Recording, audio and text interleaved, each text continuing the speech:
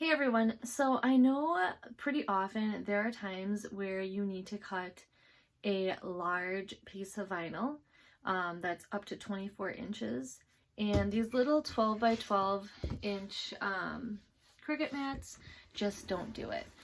I'm trying to think of what I all needed to cut that I didn't have a mat big enough. My foot rug mat outside, that wasn't, or I needed at least 18 inches for that. I printed a large vinyl decal on the back of a window. That was not, or I needed something bigger for that one as well. So let me just show you a hack on how to make a bigger mat without actually having a bigger mat. So what you're going to need is two of the 12 by 12s, which are pretty standard to have.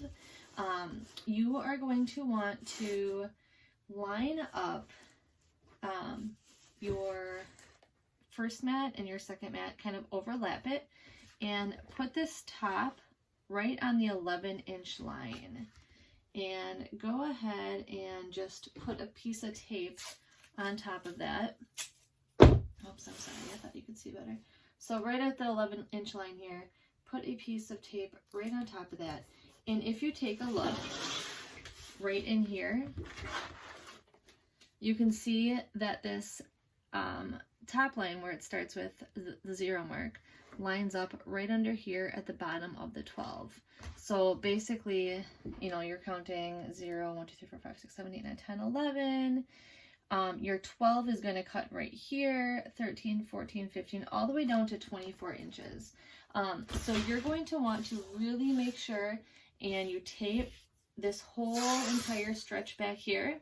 And then after that's on and all secured, you can go ahead and flip it over and remove this piece of tape, and then also remove this plastic as well. So that is my Cricut hack to make a 24-inch mat. It works amazing. It does still fit through the Cricut machine with it overlapping, so that is awesome. So just wanted to share that, and I hope everyone has a great day.